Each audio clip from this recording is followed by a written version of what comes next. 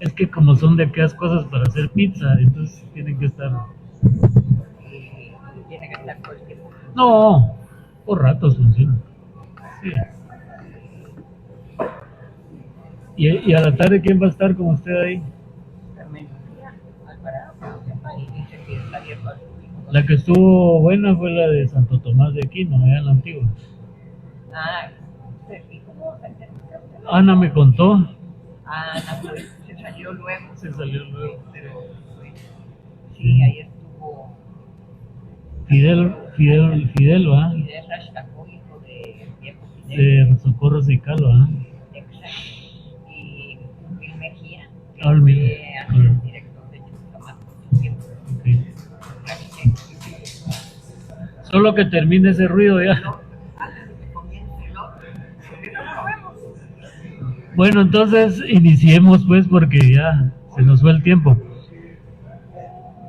Disculpen que hasta ahorita, pero en este país de cucuruchos, desfiles, caravanas del zorro y todas esas cosas, pues no podemos más que adecuarnos, ¿verdad? Es luchar contra un sistema del cual no, pues sigue lo mismo, ¿verdad? Cada vez ve uno más cosas, procesiones, todo lo ve uno así como que no merma esto, no hay, las juventudes siguen igual siendo educadas para eso. Bueno, pues hoy iniciamos esta actividad acá con nuestros invitados sobre un personaje histórico dentro del movimiento revolucionario, escritor, poeta, filósofo, revolucionario, con varias publicaciones que ustedes ya conocen: Los días de la selva, El trono de la ciudad, Fusiles de octubre, los libros para niños, los libros sobre ecología, y así, y varios artículos. La revista Jaguar Venado y todo ese componente de artículos que hizo en ese momento. Nos referimos a Mario Payeras.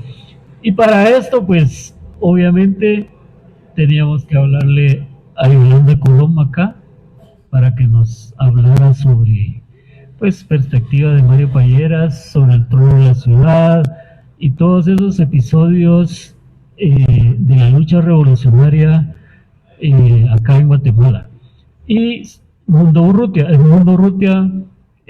acá nos va a hablar también sobre algo. Él está preparando una biografía sobre Mario Payeras, que a cada rato le pregunto, ya va a salir, pero ahí va a ir y yo creo que ya la tendré.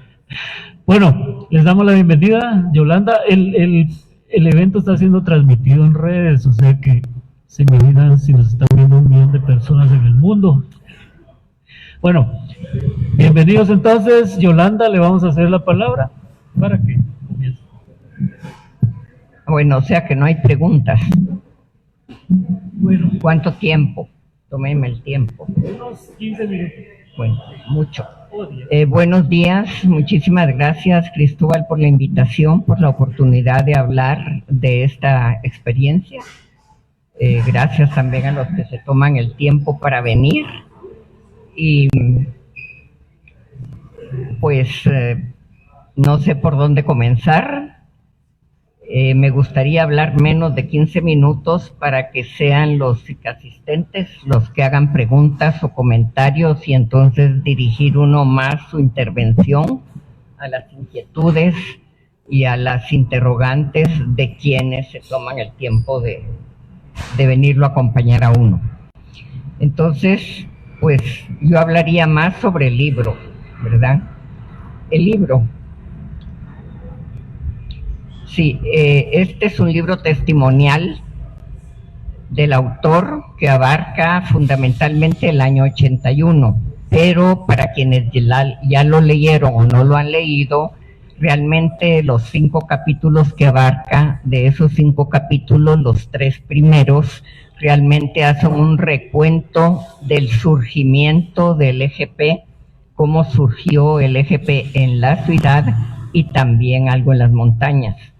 También se refieren esos 3 capítulos a diferentes momentos de la lucha popular amplia, tanto del campo como de la ciudad, que a la vez también fue reprimida. Entonces yo diría que los 3 primeros capítulos se concentran en eso.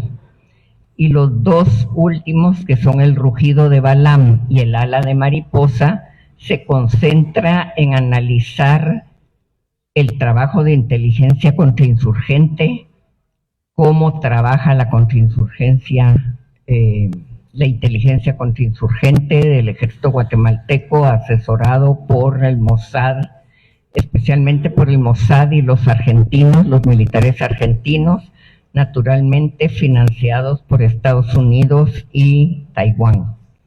Entonces ahí describe él cómo de los golpes que pudo conocer Mario, que obviamente no son todos, ahí habla de la organización hermana que es la ORP, a la que él se refiere, pero también hubo golpes demoledores contra las FARC, y luego, que no aparecen aquí en el libro, solo algo se habla de una ayuda que nos pidieron en un momento dado, y luego de los golpes que sufrió sobre todo la unidad militar permanente del EGP, que era la que tenía a su cargo Mario. Entonces, esos 2 últimos capítulos, pues para quien quiera conocer algo de cómo trabaja la inteligencia contrainsurgente, y no solo contrainsurgente, porque también es contra el movimiento popular y el movimiento democrático. Y eso creo yo que es algo no mucho se menciona. Se habla mucho del conflicto armado interno, incluso es la terminología más dominante en el discurso de la CICIG, en el discurso de la Comisión de Esclarecimiento Histórico, del REMI, y la mayoría de analistas y estudiosos dicen conflicto armado interno. Personalmente creo que ese es un reduccionismo, porque independientemente y por qué surge el levantamiento armado, está precisamente en que hay un estado de terror.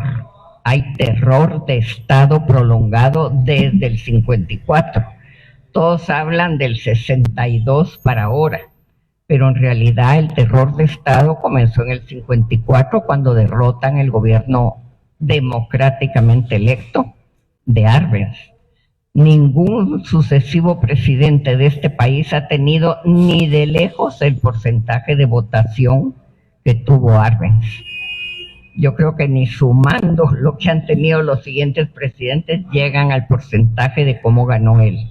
Entonces, para mí, si nos remontamos a la historia moderna, la etapa moderna de acá, digámosle del 54 para acá, ahí empieza el terror de Estado, contra el campesinado agrarista en primer lugar, contra los comunistas que apoyaron al gobierno de Arbenz y de Arévalo, contra un montón de demócratas, entre los que estaba mi padre, por ejemplo, que era conservador, era del ala de Méndez Montenegro, era del ala de Arana, fue diputado, fue presidente de la EU, pero era un hombre, digámosle, que estaba en el lado derecho del apoyo.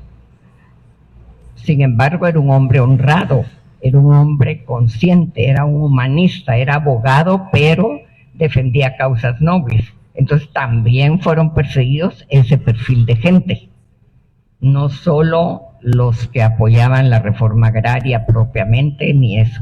Entonces yo diría que del 54 comienza el terror de Estado sistemático que no ha parado hasta el día de hoy, aunque en la actualidad haya adoptado la modalidad de capturar, de encarcelar, de obligar al exilio o a la cárcel a todo opositor.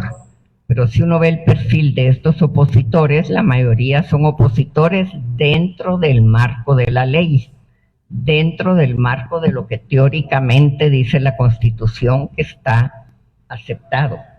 Sin embargo, se les sigue persiguiendo. Entonces, el libro se centra en la lucha armada de nuestra organización en aquel entonces y de otras luchas revolucionarias armadas, pero también de las protestas populares. Ahí en el libro deja claro por qué vinieron los ixiles a buscar apoyo a la capital. La primera vez que vienen es en el 74-75, pero ya la prensa y la radio no les transmite sus mensajes. ¿Por qué vienen la primera tanda? Ahí está en el libro. Porque 7 campesinos de Uspantán fueron asesinados por el ejército, vestidos de verde olivo, en una época en que la guerrilla ni de lejos usaba verde olivo. Los acusa de guerrilleros, los tortura y los va a tirar a Chajul. Entonces, y ya habían varias masacres menores en esa zona. Entonces vienen a la capital para pedir que dejen de estar acusando a gente civil de guerrillera, lo cual es cierto, pero nadie les pone atención. De manera que más adelante la toma de la Embajada de España atiende a lo mismo. No los atiende el Congreso, no los atienden autoridades, no los atiende la radio, no los atiende la televisión, no los atiende la prensa, autocensurada o partícipe del statu quo, y entonces deciden tomar esta embajada. Entonces eso aparece también en el libro. Aparece el asesinato de Oliverio Castañeda en octubre del 78, luego en enero el asesinato o febrero de Fuentes Mor, y luego el de mi tío Manuel, que es el hermano pequeño de mi papá, el 22 de marzo del 79. En esos 2 últimos casos, hace una semana a cada uno le aprobaron sus partidos políticos. Entonces es vieja historia que en este país no se permiten los partidos políticos, aunque llenen todos los requerimientos, si son partidos políticos realmente partidos políticos, no clicas politiqueras como las que abundan en este país, sino partidos con su planteamiento programático, con su perfil, en este caso socialdemócrata, con personajes que son con formación académica, formación profesional y todo. Eso también se aborda en el libro, ¿verdad? El impacto de estos asesinatos, solo para mencionar 3, pero fueron cientos de académicos, de defensores del sindicalismo, de abogados laboralistas, de intelectuales estudiosos como Fito Mijangos, etcétera. Entonces, yo diría que en ese contexto de terror de Estado hay que poner esta lucha armada, ¿verdad? No sale de la manga, no sale de primas a primeras, no sale porque la mayoría disponemos que de primas a primeras vamos a una forma de lucha extrema, violenta, sin ser ni militares ni tener vocación militar, ¿verdad? Entonces yo diría que el aporte mayor de este libro es precisamente lo que plantea sobre el trabajo de inteligencia contrainsurgente y contrapopular y contrademocrática y los ejemplos que pone.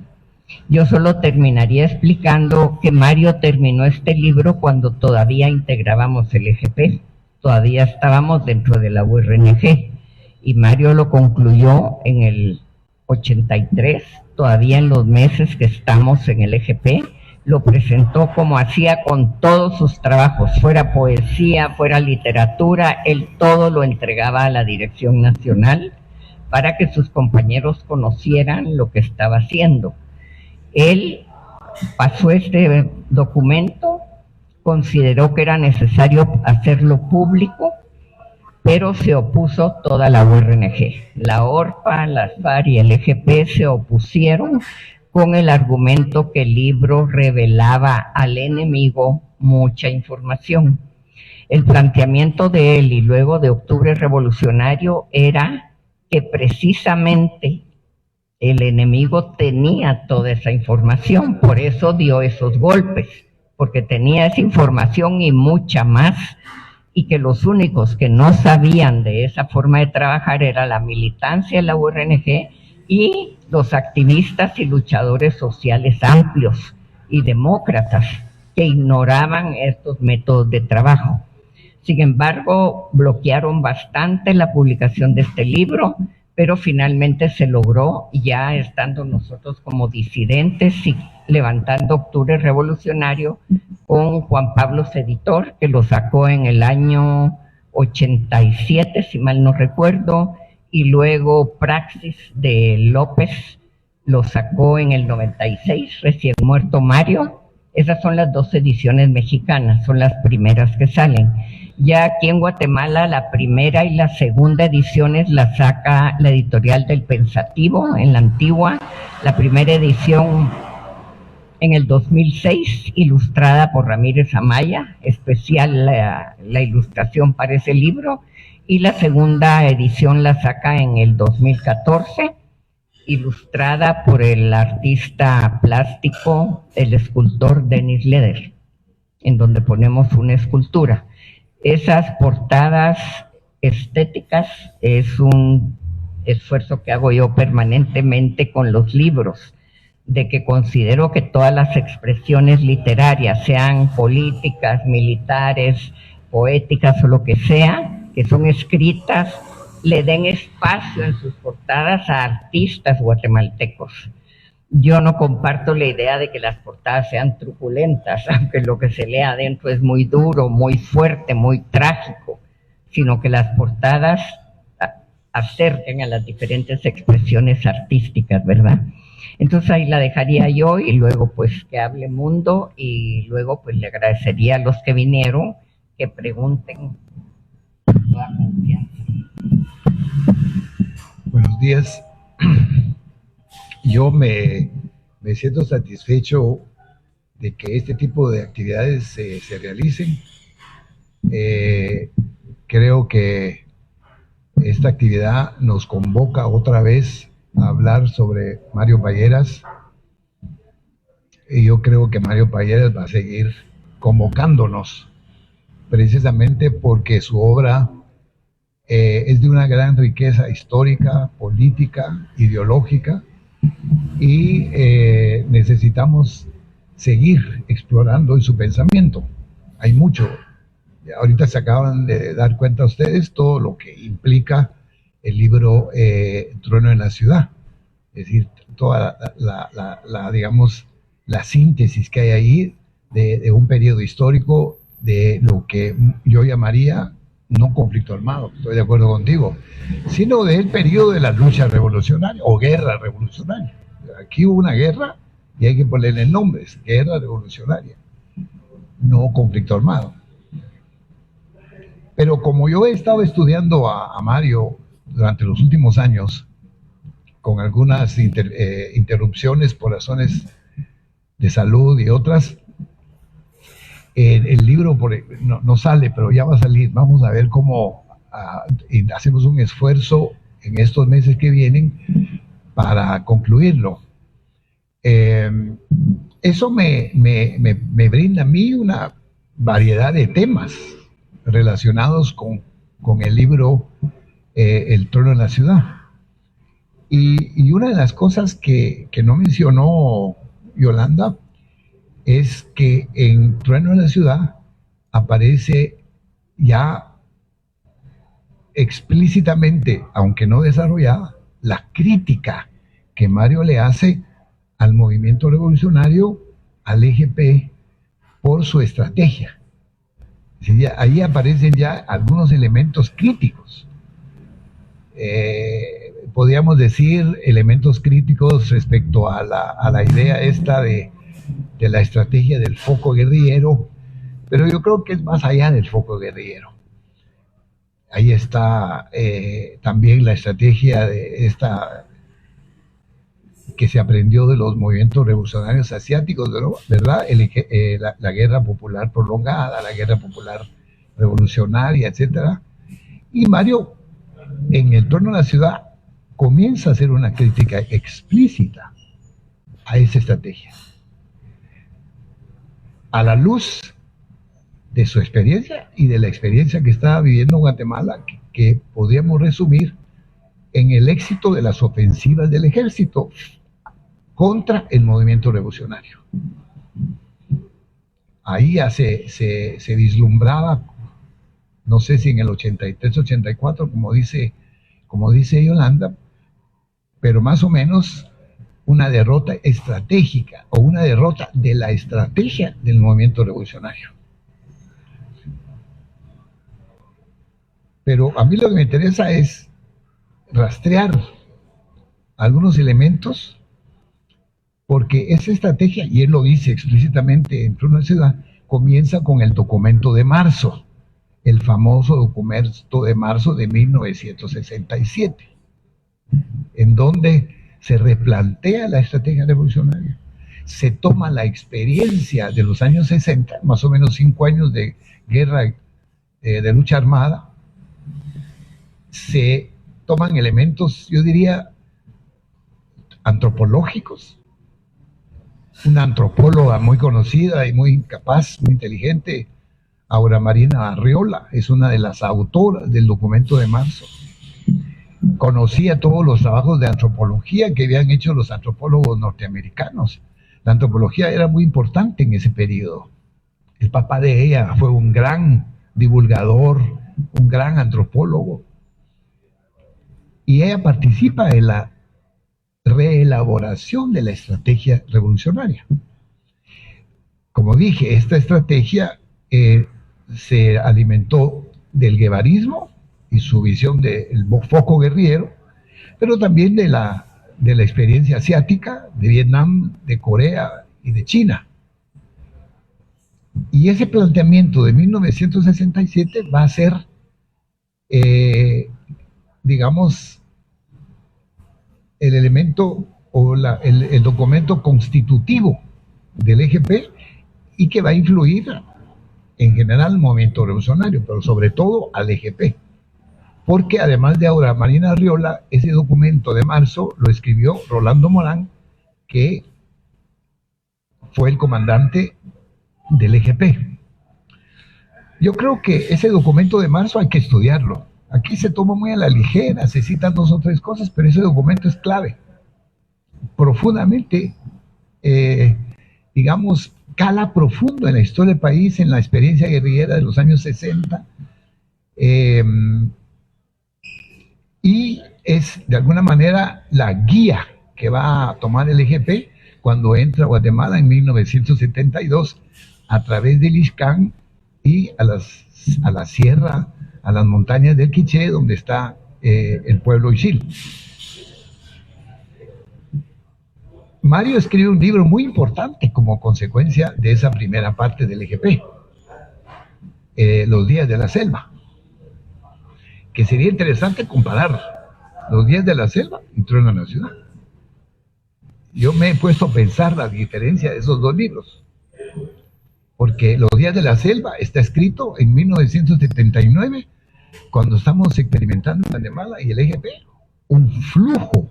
hay un flujo revolucionario. Ya comienzan a haber problemas, pero hay un auge, hay un crecimiento, y lo podemos ver en Los días de la selva.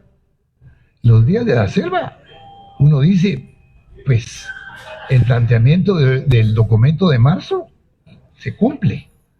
El documento de marzo decía, hay que ir a instalarse y trabajar con los pueblos indígenas, con los pueblos más explotados, más oprimidos, etcétera, etcétera. Y de hecho, se logra este involucramiento, esta incorporación del movimiento del pueblo maya, en este caso los Ixiles y algunos otros. Entonces, de alguna manera, Los días de la selva confirman el documento de marzo. Y dice, está bien, se cumplió. Y es un libro, digamos, que celebra.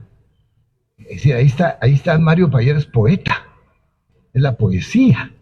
Es decir, ahí se despliega toda su capacidad de nombrar, de construir metáforas, de celebrar ese crecimiento y ese auge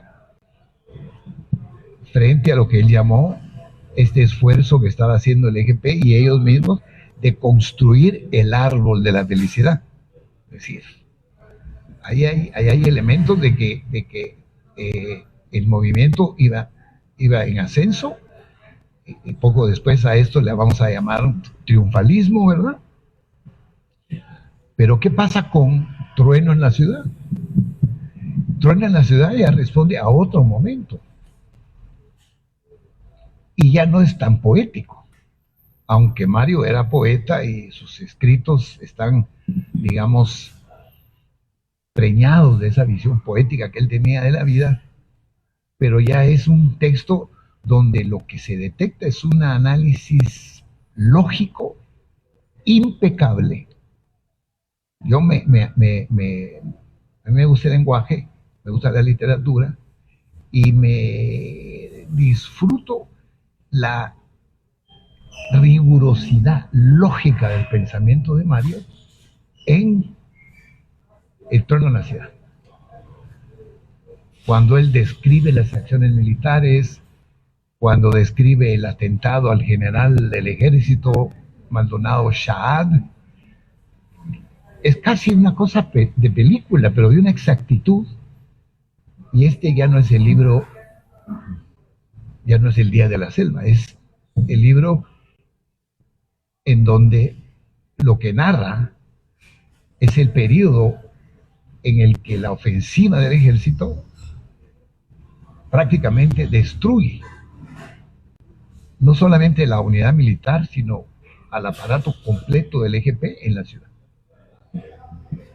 Entonces, aquí hay otro estilo, digamos, de alguna manera, porque está narrando otro tipo de situación. Y ahí es donde aparece la crítica al documento de marzo.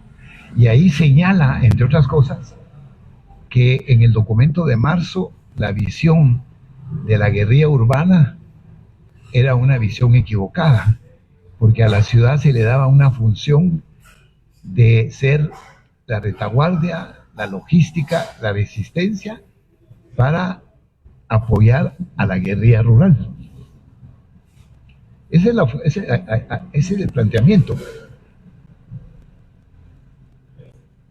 Y que por esa visión, esa guerrilla fue una guerrilla de aparato, sobre todo una guerrilla sin raíces, sin base social, apartada del movimiento social.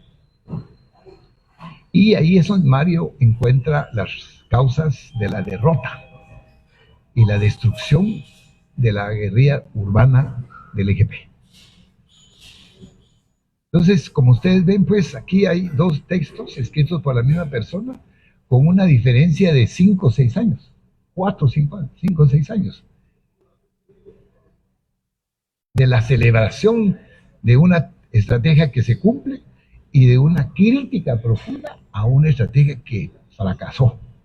Mario después abunda mucho más en los fusiles de abril y en sus textos de opinión política, en donde ahonda en la caracterización de la estrategia revolucionaria y sus errores y sus fallas, sus insuficiencias, frente a lo que de alguna manera aludió Yolanda, un ejército con un aparato de inteligencia muy superior y muy capaz. Ese tema de la inteligencia militar es un tema también que hay que detenerse y pensarlo. Mario no se detiene, alude a algunas técnicas, el ejército argentino, el Mossad, por ahí me han contado también que estuvo el MI6 de Inglaterra, la CIA, el Pentágono también tiene su propio aparato de inteligencia, es decir, la guerrilla urbana guatemalteca se estaba enfrentando a un monstruo, a un aparato muy grande. Y aquí viene una reflexión que no es solo de Guatemala y lo podemos encontrar a lo largo de América Latina, y es la vulnerabilidad de la guerrilla urbana. Prácticamente todas las guerrillas urbanas fueron derrotadas en América Latina y más allá de América Latina. En Argelia, con la famosa película esta, La batalla de Argelia, nos damos cuenta cómo la guerrilla urbana vulnerable la acabaron. Acabo de ver unas películas de Corea, cuando los coreanos le organizaron resistencia armada a los japoneses y tuvieron guerrilla urbana, la volaron también.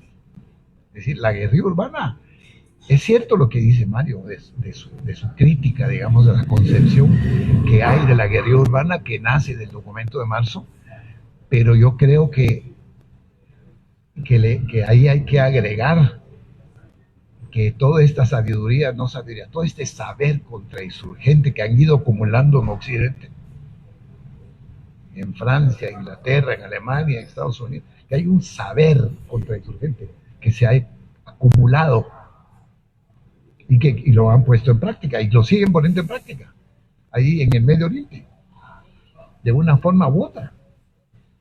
Sigue existiendo la aplicación de este saber contrainsurgente que Mario pues observó, se dio cuenta y lo planteó. Pero eso, como digo yo, necesita más estudio, ¿verdad? Creo que Manolo Vera tiene un poco de aportes en esta línea, pero yo creo que hay mucho más. Y sobre todo estudios comparados, porque esto pasó en Argentina también, y la guerrilla urbana argentina fue derrotada, fue limpiada. Mario Roberto Santucho, el gran comandante guerrillero heroico del RP en PRT de Argentina, también lo acabaron. Y cuando comienza en Argentina, en 1974-75, la organización de Escuadrones de la Muerte, ¿qué guatemalteco estaba asesorando la construcción de esos Escuadrones de la Muerte? Maximino Cepeda, que fue el que las creó aquí en Guatemala. Hay una biografía hermosa de Mario Roberto Santucho. En un pie de página establece que este señor Maximino Cepeda era el vínculo entre la embajada norteamericana y José López Rega, el líder de la AAA argentina, que fue la que organizó organizó lo que allá se llamó la AAA. Entonces, allí pues hay mucho que decir todavía, ¿verdad? Hay que seguir explicando esto. Yo, como les digo, en Mario hay mucho que explorar y seguir pensando. Ya lo dije una vez en una conferencia que di en la Escuela de Historia. Creo yo que de sus grandes aportes está la novela póstuma que escribió, que yo creo que también hace falta sacarle más a esa novela y hacerlo en contexto histórico, hacerlo de manera comparada. Es decir, hace falta que la Academia Guatemalteca haga esfuerzos para seguir encontrando, porque yo les voy a decir algo y con esto termino. De los escritores del periodo de la guerra revolucionaria, el autor más importante y más fértil y punto de referencia indispensable sigue siendo Mario. ¿Quién más? Pensador, filósofo, con esa formación, esa lógica que a mí me sorprende de sus textos, es producto de que fue un gran estudioso de la filosofía. Y la filosofía, cualquier academia en el mundo de filosofía, lo que te enseña es lógica, y a fondo. Y Mario tenía un pensamiento lógico de verdad sorprendente, admirable, que se ve en algunas de sus obras, como por ejemplo el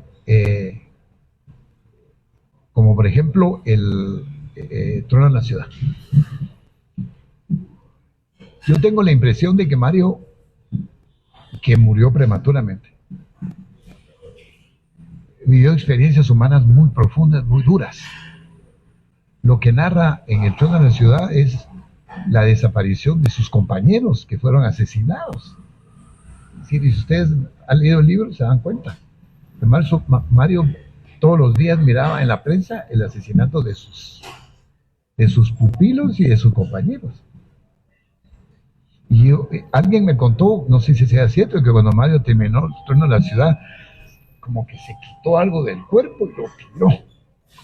Porque con esa escritura Mario, de alguna manera, hizo un ejercicio terapéutico de sanación, pero no suficiente. Y yo creo que todas estas experiencias traumáticas, duras que vivió, fueron los que finalmente dieron con su vida, ¿verdad? Porque terminó muy temprano su existencia, cuando todavía tenía mucho que dar y mucho que decir. 54 años todavía tenía un gran tramo que recorrer. Yo solo quisiera terminar recordando algo que me conmovió mucho, y son los nombres de la unidad militar que desaparecieron.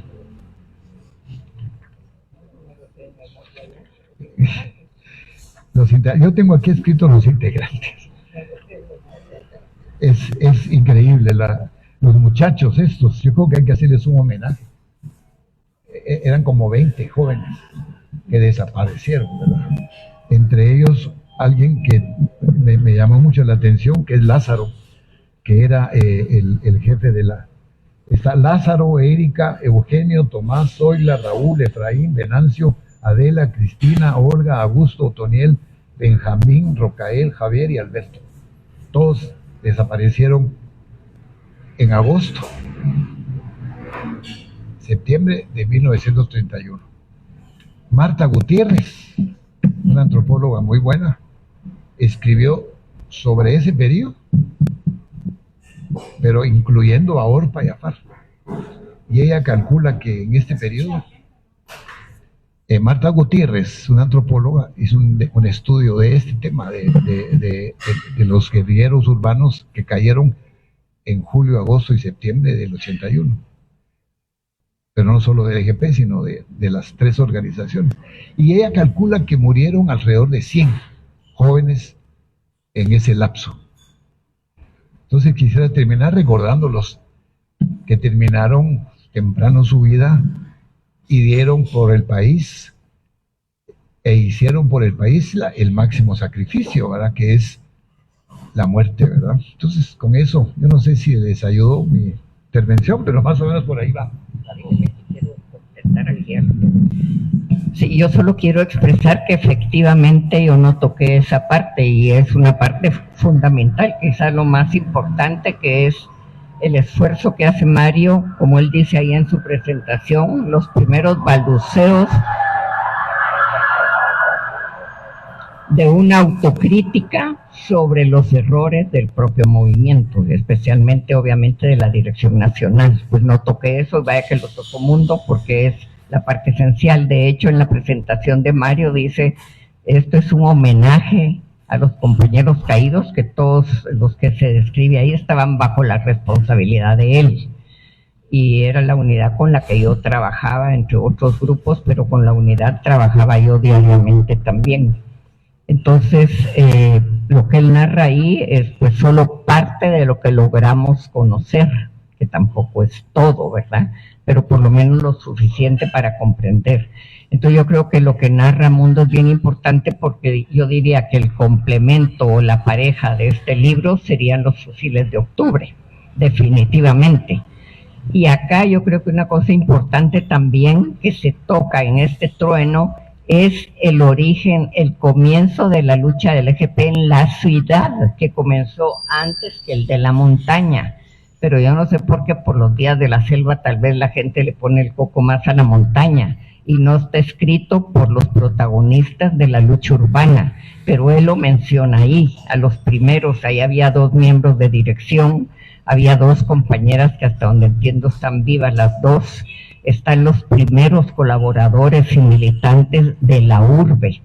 Rolando entra en el 73, creo, o 72, entra a la ciudad, y él es parte del núcleo de la ciudad. Entonces, el trabajo del EGP comienza más o menos simultáneamente en la montaña y en la ciudad. Y al principio no es el aparatismo el que rige. Al principio sí se empieza a hacer trabajo de bases de apoyo y de red de viviendas, de gente que trabaje para apoyar, etcétera. Pero cuando se empiezan a hacer los secuestros económicos, que empieza a venir la plata, el cortoplacismo se instaura. Ni modo, con plata es más fácil, en lugar de estar haciendo el trabajo de hormiga, el trabajo lento, el trabajo insustituible de crear una gran red de participación popular se abandona y se centraliza en construir la organización sobre lo que se llama el aparatismo, que es el inicio de la muerte de la organización urbana, ¿verdad? Entonces esto es efectivamente así, está tratado aquí con autocrítica, que creo yo que es lo fundamental, pues qué lecciones tenemos que aprender los luchadores sociales respecto a la experiencia acumulada, ¿verdad? Y yo no la mencioné. En cuanto a la caída de la UMP, cae en menos de 24 horas. Son como 4 golpes, pero tupidos, y cae la organización. A mí me toca salir bajo operativo en un par de casas, y luego nosotros, esta es la hora que no sé por qué estoy viva, ni por qué no caímos Mario y yo, porque estábamos donde pasaba la cuchilla sistemáticamente y quedamos, pues. Entonces, él dice, este es un homenaje a los compañeros caídos, y se está refiriendo a todos, pero especialmente a la UMP, a los que él menciona por seudónimo ahí, con quienes trabajábamos constantemente, y sería lo único que yo agregara. Definitivamente comparto los planteamientos de Mundo en cuanto a la importancia de los elementos autocríticos, ¿verdad? Que es lo que más nos interesa. Yo quiero mencionar un libro, el del hombre de Montserrat de Dante Leano, porque ahí hay una estrategia de contrainsurgencia muy interesante. La cuestión de cómo vigilaban las casas, los recibos de la luz, para ver qué casa consumía más luz y caerles al lugar para descubrir. El agua también, pero enseñanzas obviamente de países extranjeros, ¿verdad? Y también quiero mencionar el libro de Julieta Rostica, que es La represión argentina en Guatemala, que es un libro súper interesante, con los listados de la gente que se fue a educar a Argentina para hacer ese tipo de trabajos contra insurgentes y tortura, obviamente, porque podemos mencionar a gente que todavía está instalada dentro de los gobiernos contemporáneos, incluso en cuestiones de seguridad e inteligencia.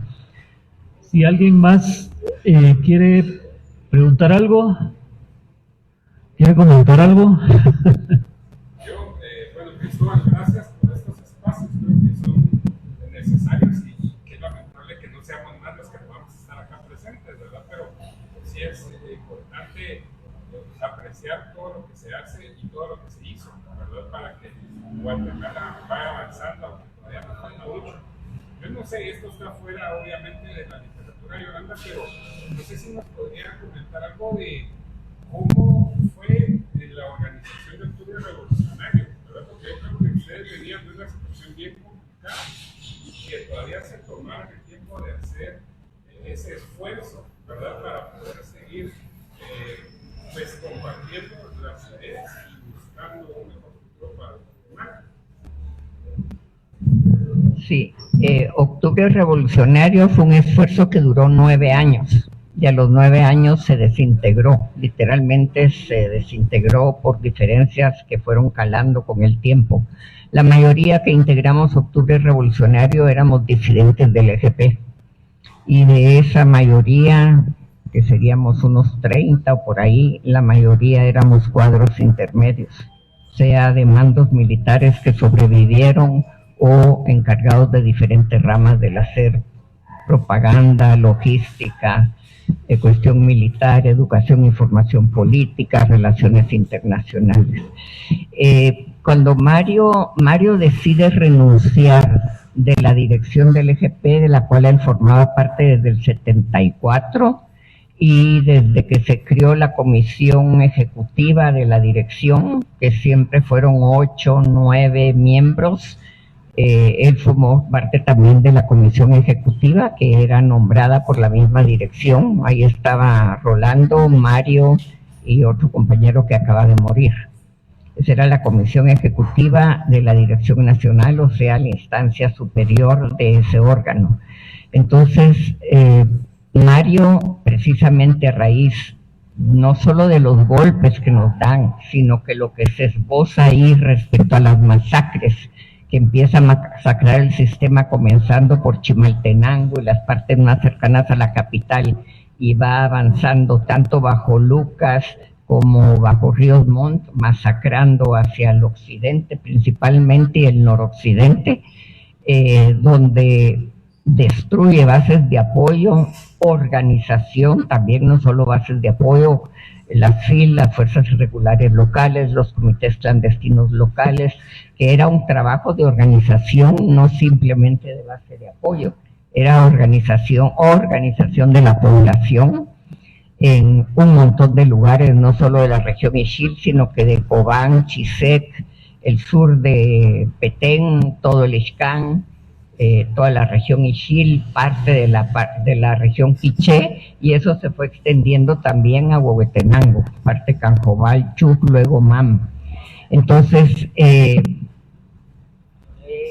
el trabajo, esas masacres que fueron intensas, más los golpes a nuestra organización, es lo que lleva a Mario a hacer el planteamiento de que nuestra estrategia está derrotada. Y hay que distinguir la estrategia de los ideales y de las convicciones, que muchas veces la gente, incluso militantes o exmilitantes, adopta una posición derrotista y pesimista del esfuerzo de lucha. Pero, digamos, yo creo que hay que distinguir. Una cosa es que lo derroten a uno en sus planes de lucha, y otra cosa es que uno no se deje derrotar en sus ideales, en sus convicciones, en su ética, en su moral y en la comprensión de la problemática más allá de emociones, sentimientos o vicisitudes que en lo personal vivimos dentro de la lucha, ¿verdad?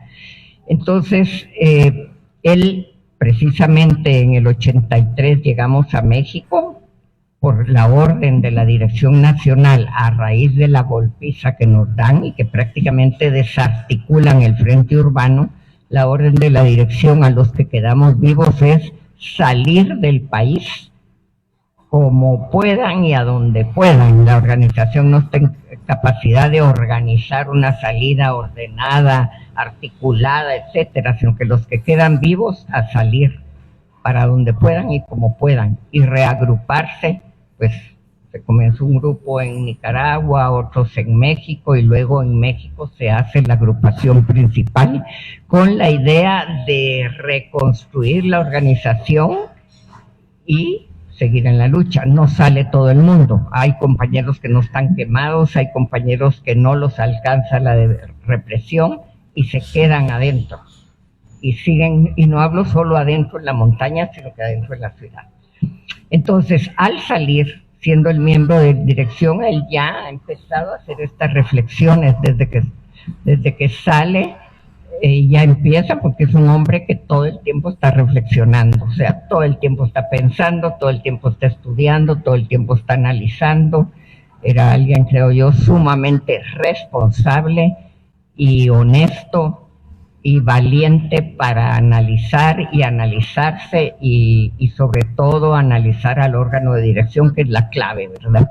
Entonces, él plantea en el seno de su dirección todas estas preocupaciones, estas inquietudes y esta convicción de que la estrategia fue derrotada, de que nuestra forma de trabajar, el aparatismo en la ciudad, el cortoplacismo que nunca nos agarró a nosotros, ni agarró a todos los cuadros, ni a agarró a una parte de la organización y principalmente a buena parte de la dirección, que les entró el triunfalismo, el cortoplacismo y el de derrocar a Lucas, etcétera, etcétera. En ese jueguito no entramos ni Mario, ni yo, ni otra serie de cuadros del EGP. O sea, no nos la creímos, conocíamos demasiado bien nuestra organización, estábamos claros de la golpiza que nos habían dado y que le habían dado a nuestras bases y a nuestra organización en toda la montaña y la costa sur, que también se fue la costa sur. El Frente de Oriente no llegó ni a 6 meses. que era en la zona de Chiquimula y por ahí. El Frente Augusto César Sandino de Chimaltenango no llegó ni al año, lo destrozaron.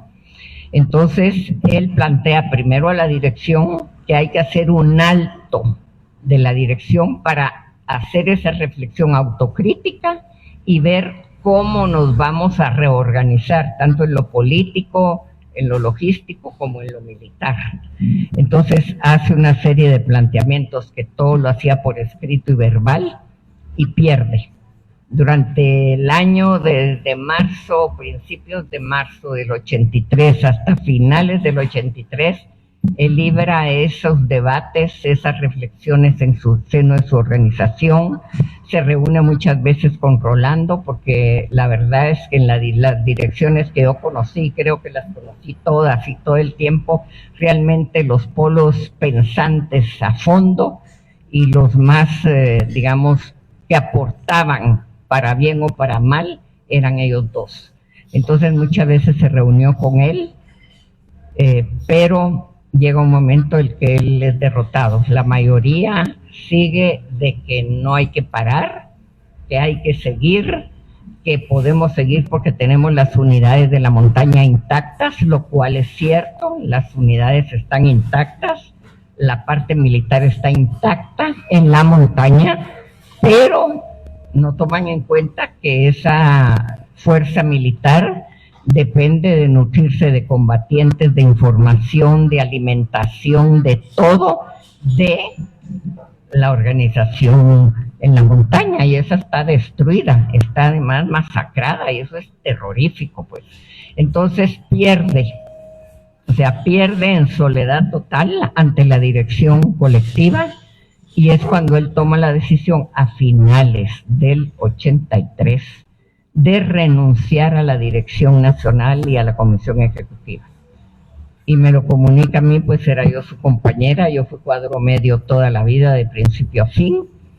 Entonces me dice, por razones éticas, por razones de principio, por razones de responsabilidad, yo no puedo seguir formando parte de una dirección que se niega a hacer análisis autocrítico, que se niega a reconocer sus errores, que se niega a reconocer que hemos sido derrotados y hay que volver a comenzar de cero. Entonces renuncia a la dirección, y obviamente si renuncia a la dirección de la cual ha formado parte casi 10 años, pues ni modo que va a volver a la base de esa misma dirección, no tiene sentido. Entonces renuncia. Yo le pregunto, ¿y qué vas a hacer? Entonces él me dice, hacer lo que he sacrificado todos estos años, que es la filosofía, la poesía y la literatura, que es mi verdadera vocación. Me voy a hacer eso. Entonces, así lo hace. Entonces yo le digo, bueno, le digo yo,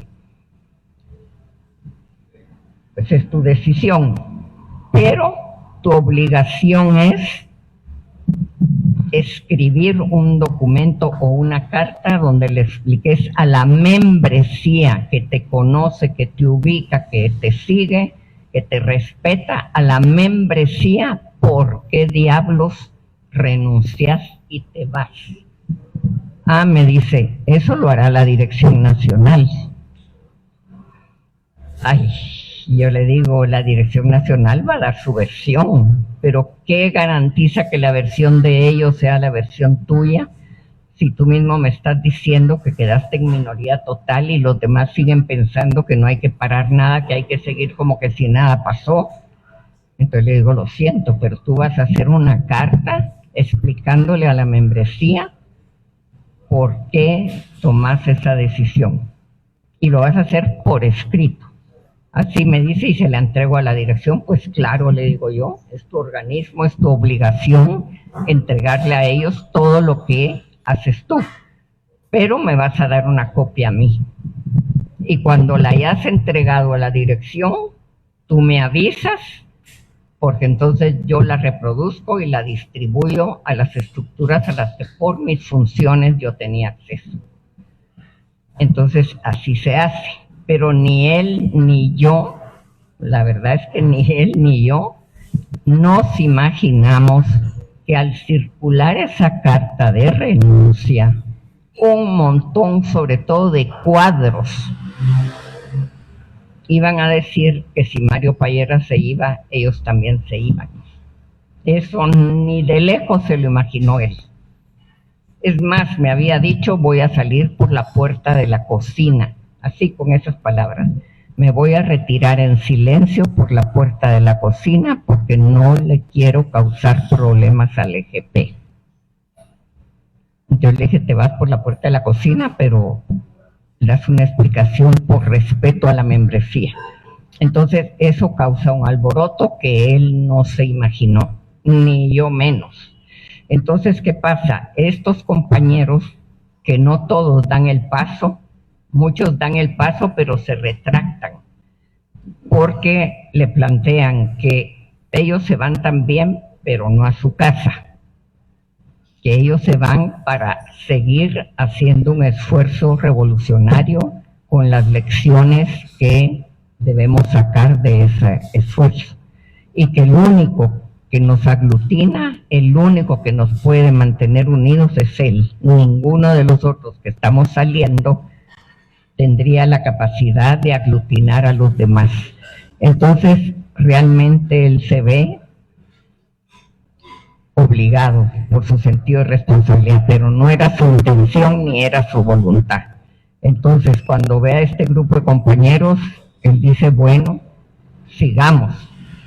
Pero dice, que quede claro, los que se vengan conmigo y me pidan que levantemos otro proyecto, entreguen hasta el último centavo que tienen en sus manos del EGP, entreguen todos los que tengan vehículos bajo su cargo, entreguen armamento, entreguen las casas, y los que den el paso a venir conmigo a buscar trabajo, a sostenerse, porque muchos éramos ya presupuestados por el EGP, entonces a buscar trabajo, a sostenerse por sí mismos y a cotizar para que este proyecto pueda desarrollarse. Entonces, ante ese planteamiento, hubo algunos que dijeron, ay, yo no me animo a dar el paso. Tengo a mi compañera embarazada, tengo problemas de salud, no tengo papelería, toda la vida, desde los 18 años me he dedicado a la lucha armada, no sé hacer otra cosa. Total que varios de los que originalmente se habían venido regresaron, no dijeron ni pío y se quedaron en el EGP. Entonces así comienza el esfuerzo de octubre. Nosotros publicamos 16 números del órgano teórico, así le llamábamos, de Octubre Revolucionario, que se llamó Opinión Política. Estoy esperando que FIG Editores lo saque como un libro, porque creo que esos 16 números de Opinión Política reflejan, primero ahí está la carta de ruptura, que ya hacemos como colectivo, ¿verdad? De Octubre Revolucionaria. ¿Por qué rompemos toda la argumentación ideológica, política, etcétera? Ahí están también los primeros planteamientos que aparecen algunos en los fusiles de octubre, pero que aparecen fragmentos ya en Opinión Política, que es un órgano teórico donde participamos todos. Digamos, siempre hay alguien que elabora o dos o tres que elaboran, luego se somete a la discusión, a la reflexión, al estudio y luego se aprueba. Entonces yo creo que esos, que espero que finalmente los saque FIG como libro, sea un aporte. Y ya después, pues, la mayoría de los que venimos ahí pasamos de 15, 18, 20 años de militancia. Está el gobierno de Cerezo, ¿verdad? Nos agarra a cabal lo de Cerezo, después lo de Arzú. Entonces ahí empiezan a haber divergencias serias adentro. Hay compañeros que creen que ya pasó la época de la clandestinidad, que ya viene la firma de la paz, ya está en proceso, pues está comenzando, pero ya se está buscando eso, y entonces empiezan a haber diferencias internas, ¿verdad?, entre los que creen que hay que hacer algo reformista, algo legal, algo así, y se desarma. y eso concluye a finales de los 91, principios del 92.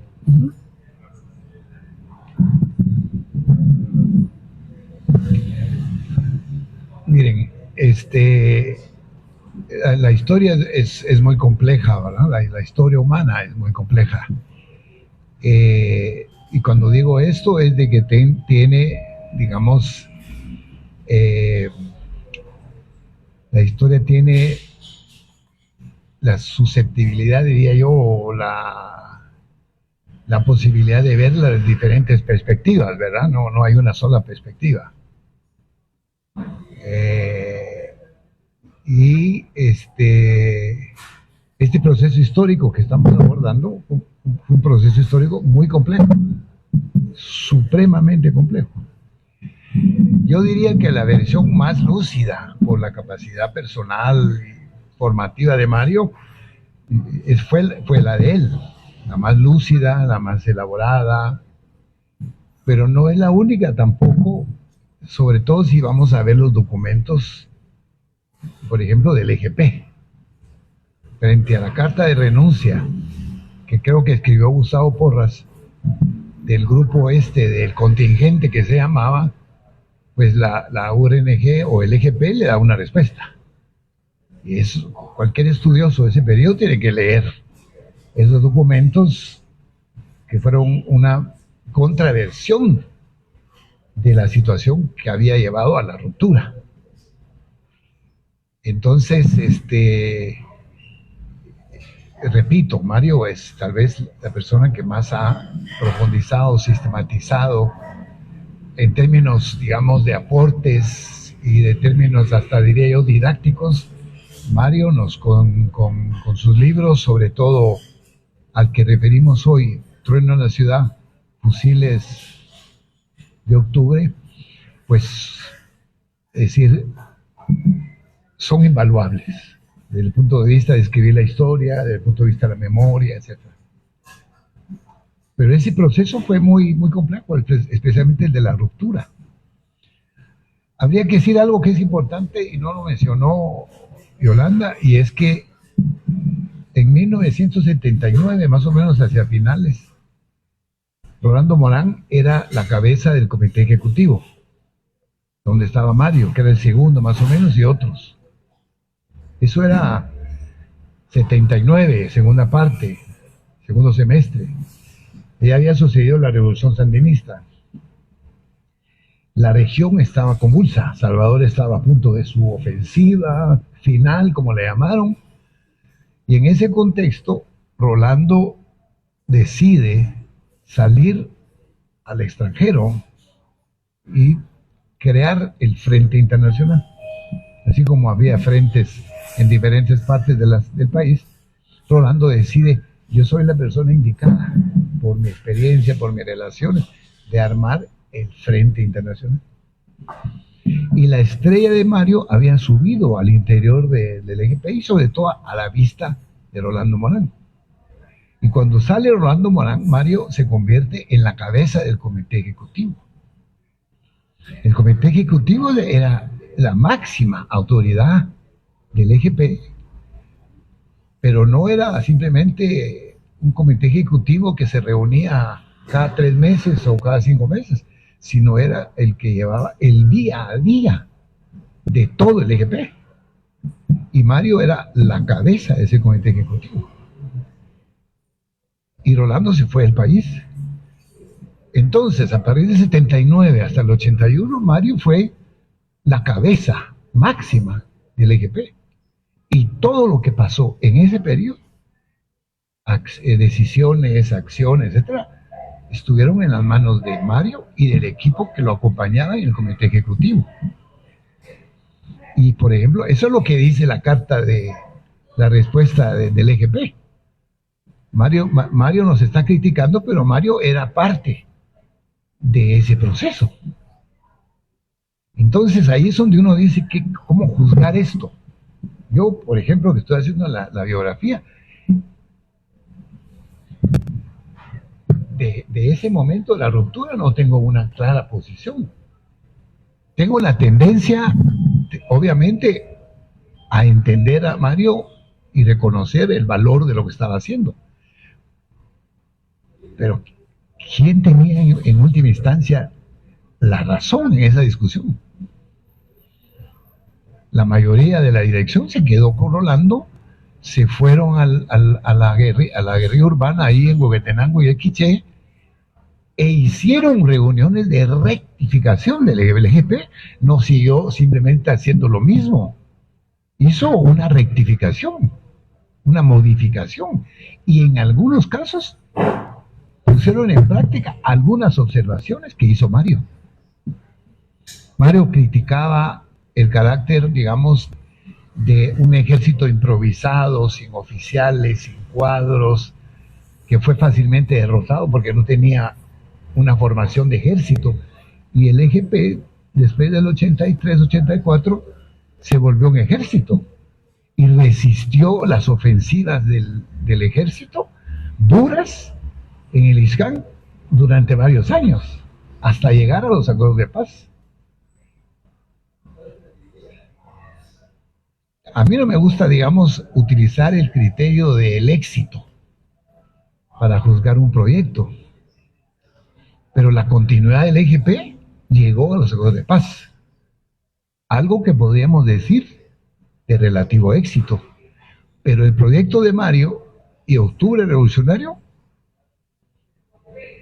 el gran aporte intelectual, teórico, de opinión pública, pero en la realidad, en la práctica, su efecto no fue, digamos, notable, al punto que cuando el país se movió en una dirección política y hay una apertura, las diferencias que ya habían dentro de Octubre Revolucionario, sobre todo entre Mario Payeras y Gustavo Porras, en el momento en el que se vislumbra que puede haber firma de la paz y aparece la posibilidad de un presidente como Arzú, Gustavo Porras se va con un grupo, se va. Acabo de leer una carta de Mario que le escribe a, ¿cómo se llama? A Mario Sánchez. Mario Sánchez, el que era de una fracción del partido y que era parte del comité editorial de Jaguar Venado, un hombre ilustre. Y en esas cartas que Mario le escribe, ya después de que Octubre Revolucionario desapareció, Mario dice que las diferencias en Octubre fueron duras y que incluso hubo conspiración contra él. Y señala a Gustavo Porras, no sé si exactamente, pero Octubre fue conflictivo. Y las dos figuras ahí conflictivas eran Mario y Gustavo Porras. Y ya sabemos el itinerario de Gustavo Porras. Llegó al poder, pero no por parte o por medio de una organización revolucionaria, sino por un partido político de derecha. Entonces, yo les digo esto para que vean que la historia es mucho más compleja de juzgar. Muy difícil juzgar en la historia. A veces uno quisiera no juzgar y escribir nada más y no juzgar. Aquí pasó esto, aquel dijo esto, y pues, el desenlace fue pero no decir, este tiene la razón y aquel no tiene la razón. Como es la pregunta que hizo Juan José Hurtado, ¿valió la pena la lucha revolucionaria o no? Pésima pregunta. La pregunta esa no se hace. Esa es otra forma de abordar. Hay que hacer otra forma de abordar, un poco como lo hizo Yolanda. El contexto, las causas, la inevitabilidad casi de la lucha armada en los años 60, 50, 60. Rostica tiene un trabajo excelente, que no, tú lo mencionaste. Rostica habla de...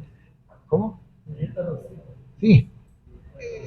Sobre la idea de la violencia en el movimiento revolucionario guatemalteco entre el 54 y el 60, alrededor de la caída de Armes.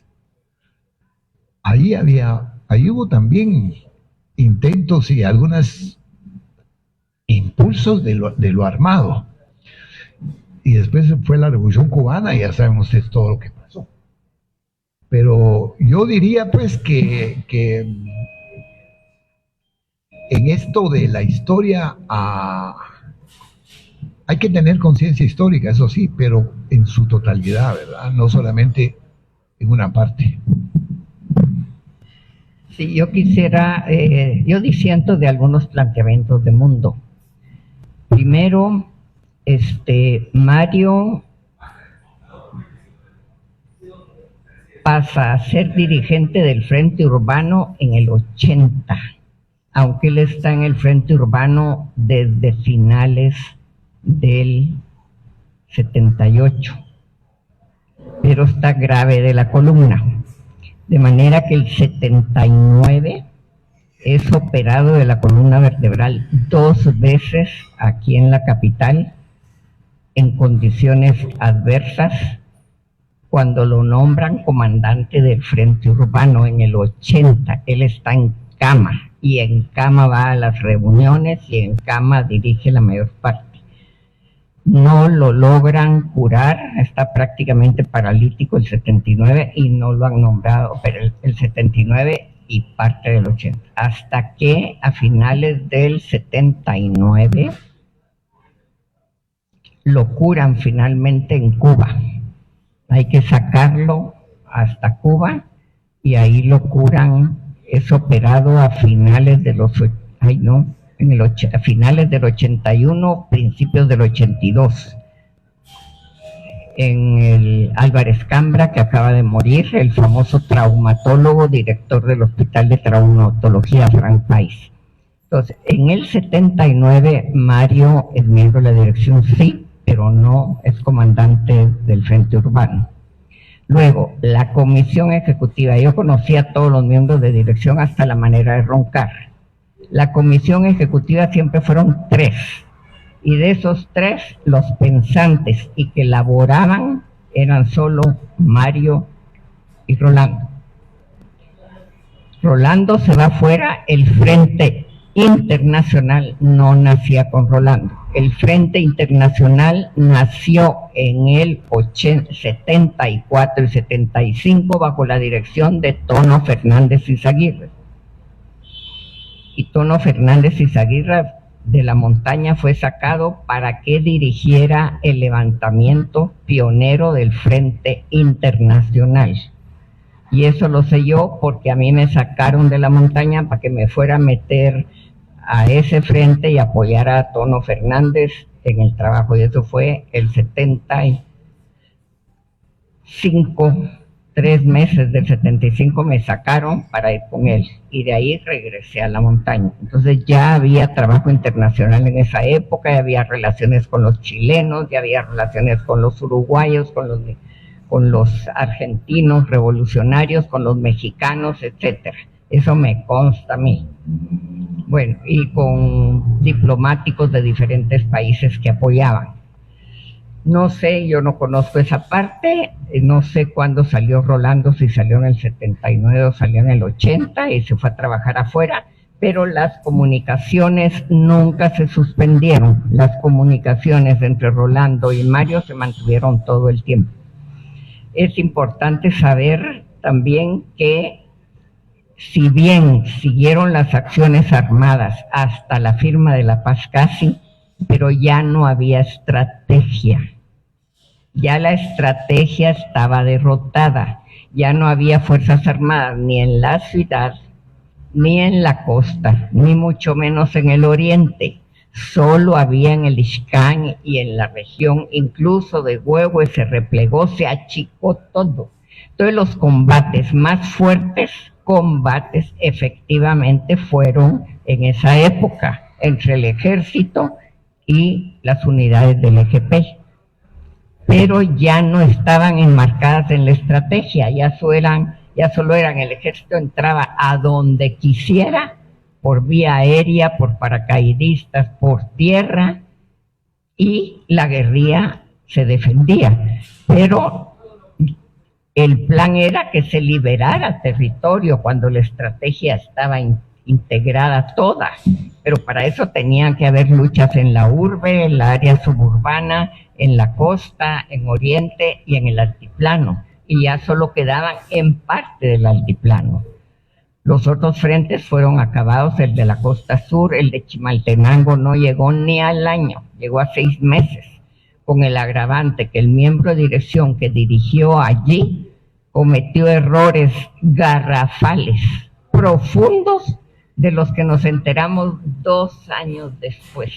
Y me consta que Mario ignoró cómo estaban trabajando en Chimaltenango hasta 2 años después supo. En el 83, este año que Mario debate con la dirección, también se da la insubordinación de 2 miembros de dirección, que eran Camilo y Milton. Esos 2 compañeros que reciben instrucciones de su dirección y que se reúnen con ella, regresan, son los primeros de dirección que regresan al país. En el 83, abril, mayo, por allí, se insubordinan y agarran su camino, hasta donde yo conozco, con una línea muy militarista y muy a rajatabla, y se les expulsa de la organización, son expulsados, y al poco tiempo es asesinado Camilo en la Reformita. Lo que yo conocí es que había sido un operativo de inteligencia, porque uno de los señalamientos que se le hizo en aquel entonces fue que estaban infiltrados por la inteligencia militar, cuando él decía que eran oficiales del ejército que estaban de acuerdo con la lucha. Lo cierto es que murió muy pronto, en agosto del 83, y Milton desaparece. Yo, después de la firma de la paz, me buscó varias veces su compañera. Sé que la familia lo seguía buscando, y hasta donde yo sé nunca más se supo de Milton. Desapareció poco después del asesinato de Camilo. Entonces, y adentro, digamos, lo que yo conocí de cerca es que ya la tal comisión ejecutiva no funcionaba realmente. Tomás, que era el otro miembro de la ES, estaba en la montaña, Rolando en México, y Mario con el resto de dirección. Entonces realmente lo que yo conocía es que operaba como dirección y no decidía él unilateralmente. Las decisiones que yo conocía en el 82 fueron colegiadas, para bien o para mal, de Mario con el resto de dirección normal.